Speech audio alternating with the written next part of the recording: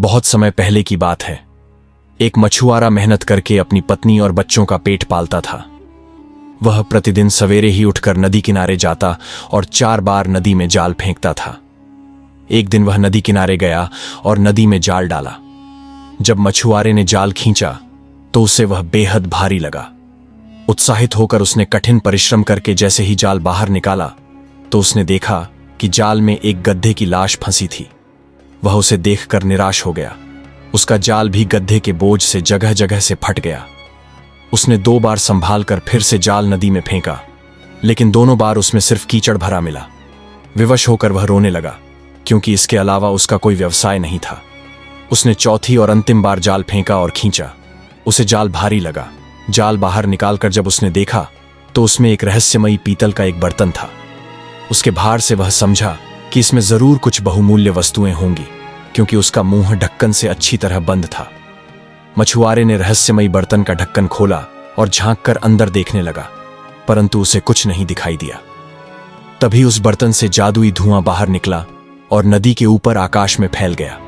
वह धुआं सिमटकर एक जगह इकट्ठा हुआ और उस धुएं ने विशालकाय दैत्य का रूप ले लिया। मछुआरा घबराकर भागने लगा, लेकिन उसने सुना कि दैत्य हाथ उठाकर कह रहा है, हे भगवान, मेरा अपराध क्षमा कीजिए, मैं कभी आपकी आज्ञा का उल्लंघन नहीं करूंगा। इतना सुनते ही मछुआरा अपना डर भूल गया और बोला, अरे भूत, तू क्या बक रहा है? यहां कहां भगवान है? मुझे बता कि तू कौन है और इस बर्तन में किस प्रकार बंद हो गया। दैत्य ने उसे घृणापूर्वक देखकर कहा, तू बड़ा ही मूर्ख आदमी है। तुम्हारी हिम्मत कैसे हुई मुझे भूत कहने की? मछुआरा बिगड़कर बोला, और कौन है तू? तुझे भूत ना कहूं तो क्या कहूं? दैत्य ने कहा, तेरी मृत्यु में अब अधिक समय नहीं है, मेरे हाथों तेरी मृत्यु तय है।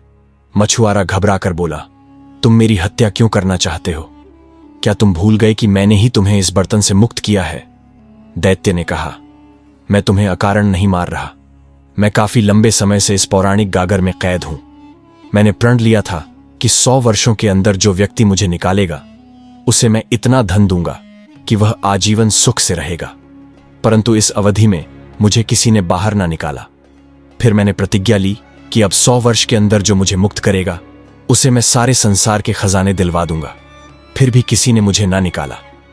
वापस मैंने प्रतिज्ञा ली कि 100 वर्षों की तीसरी अवधि में जो मुझे मुक्त करेगा उसे मैं बहुत बड़ा बादशाह बना दूंगा। जब इस तीसरी अवधि में भी किसी ने मुझे ना निकाला तो मुझे बड़ा क्रोध आया और उसी अवस्था में मैंने प्रण लिया कि जो मुझे अब बाहर निकालेगा मैं उसके प्राण ले लूंगा। हां, उसके साथ इतनी रियायत करूंगा कि वह जिस प्रकार से मरना चाहेगा मैं उसे उसी प्रकार से मारूंगा। अब चूंकि तूने मुझे बाहर निकाला है, इसीलिए अब तू बता कि तुझे किस प्रकार मारूं। मछुआरा भयभीत हुआ और सोचने लगा कि मैं भलाई करके उसके बदले मृत्युदंड पा रहा हूं। मछुआरे ने अंत में अपनी रक्षा का एक उपाय सोचा। वह दैत्य से बोला, मैं समझ गया कि तुम्हारे हाथ से मेरी जान नहीं बच सकती। यदि भगवान की यही इच्छा है तो मैं इसे स्वीकार करता हूं, लेकिन जब तक मैं अपने मरने का तरीका सोच रहा हूं तब तक तुम मेरे एक प्रश्न का उत्तर दो। दैत्य ने कहा, पूछ, क्या पूछना चाहता है? मैं तेरे प्रश्न का उत्तर दूंगा। मछुआरे ने कहा, मुझे तुम्हारी किसी भी बात पर विश्वास नहीं होता। तुम इतने विशालकाय प्राणी हो, इतनी छोटी सी गागर में कैसे समा गए? तुम झूठ बोल रहे हो। दैत्य ने कहा, मैं परमेश्वर की सौगंध खाकर कहता हूं कि मैं इसी में कैद था। मछुआरा बोला, तुम्हारे कसम खाने से क्या होता है? मैं तो तभी मानूंगा जब मैं तुम्हें अपनी आंखों से गागर के अंदर देखूं और उसमें से आती हुई तेरी आवाज सुनूं। इतना सुनते ही दैत्य धुएं के रूप में परिवर्तित हो गया और धीरे धीरे गागर के अंदर जाने लगा। जब बाहर धुएं का नामो निशान नहीं रहा तो गागर के अंदर से दैत्य की आवाज आई, अब तो तुम्हें मालूम हुआ कि मैं झूठ नहीं बोल रहा। मछुआरे ने गागर को मजबूती से बंद कर दिया और बोला, मैं तुझे फिर से इसी नदी में डाल दूंगा और नदी के तट पर झोपड़ी बनाकर रहूंगा। जो भी मछुआरा यहां जाल डालने आएगा उसे तुम्हारा सच बता दूंगा, जिसके परिणाम स्वरूप तुम्हें कोई बाहर नहीं निकालेगा और तुम यहीं कैद रहोगे। इतना सुनते ही दैत्य घबरा गया और विनम्रतापूर्वक बोला, मछुआरे भाई, मैं तो केवल परिहास स्वरूप ही तुम्हें मारने की बात कर रहा था। खेद है कि तुमने मेरी बात को सच समझ लिया। अब मुझे बाहर निकाल लो।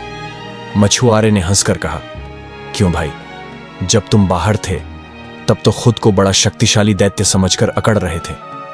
दैत्य ने कहा, भगवान के लिए मुझे नदी में वापस फेंकने का इरादा छोड़ दो। इस प्रकार दैत्य बाहर निकलने के लिए गिड़गिड़ा लगा। फिर दैत्य बोला, यदि तुम मुझे इस बार छोड़ दो तो मैं तुम्हारे साथ बड़ा उपकार करूंगा। मछुआरा बोला, तू महाधन है, मैं तेरी बात पर कैसे विश्वास करूं? अगर मैंने तुझे छोड़ दिया तो तू इस उपकार का भी मुझे ऐसा ही कुफल देगा जैसा ग्रीक नामी बादशाह ने दिया था। दैत्य ने पूछा, कौन था वह ग्रीक बादशाह? मछुआरे ने उत्तर दिया, नारंग देश में एक गरीब नामक बादशाह रहता था। बादशाह कुष्ठ रोग से पीड़ित था, जिससे वह बहुत कष्ट में था। राज्य के वैद्यों और हकीमों ने अनेक उपाय किए, लेकिन किसी भी उपचार से उसे कोई लाभ नहीं हुआ। किस्मत से एक दिन उस नगर में एक रहस्यमयी वैद्य का आगमन हुआ। वह चिकित्सा शास्त्र में अद्वितीय था और जड़ी बूटियों का गहरा ज्ञान रखता था।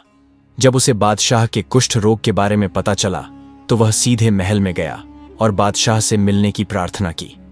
बादशाह ने अनुमति दे दी और वह वैद्य महल में पहुंचा।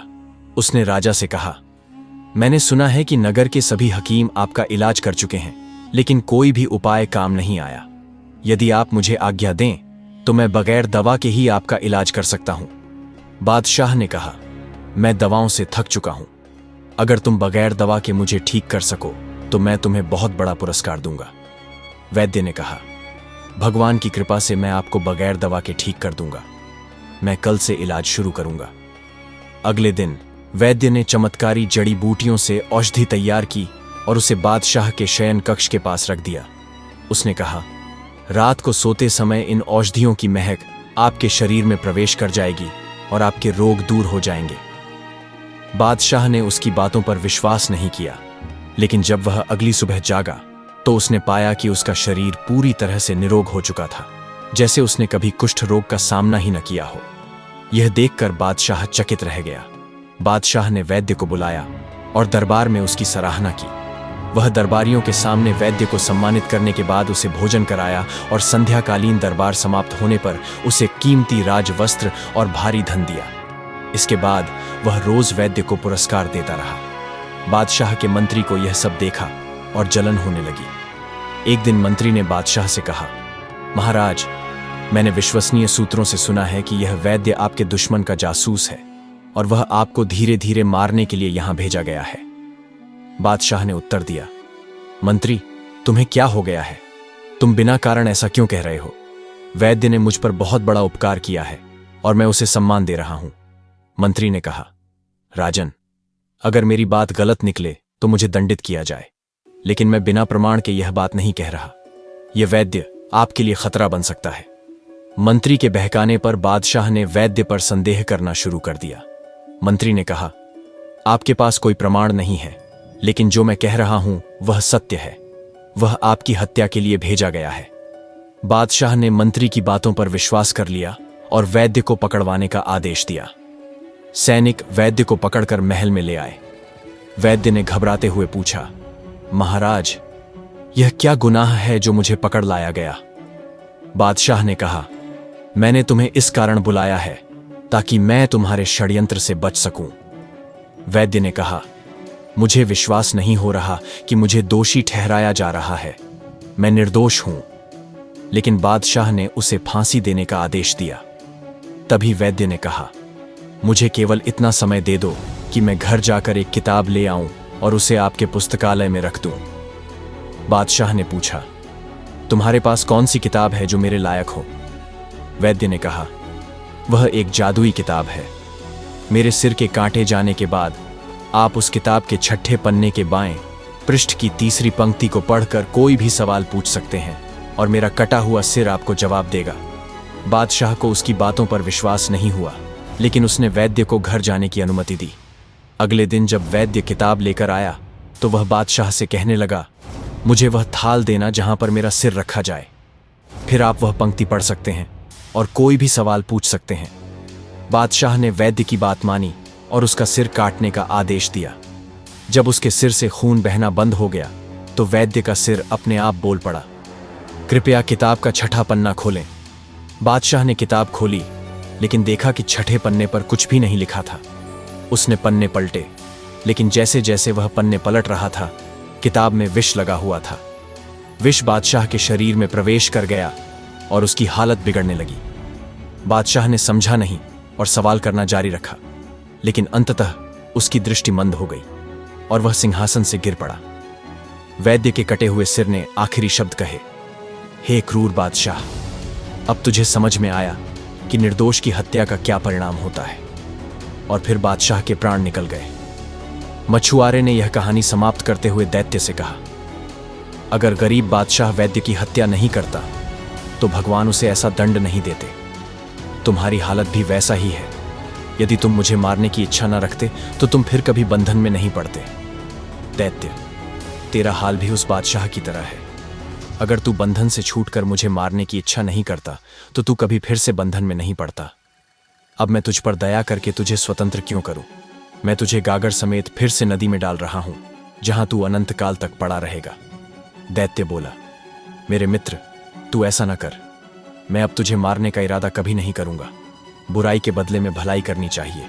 तू भी मेरे साथ वैसी भलाई कर जैसी इम्मा ने अतिका के साथ की थी। मछुआरे ने कहा, मुझे वह कहानी नहीं मालूम, तू बता तो मैं सुनूं।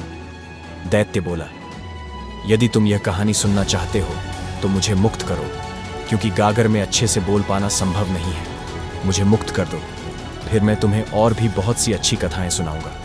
मछुआरा बोला, मुझे तेरी कहानी नहीं सुननी। दैत्य ने कहा, मुझे छोड़ दे तो मैं तुझे बेहद धनी बनने का उपाय बताऊंगा। मछुआरे को लालच आ गया और उसने आगे की कहानी जानने की इच्छा जताई। वीडियो को लाइक और चैनल को सब्सक्राइब जरूर करें।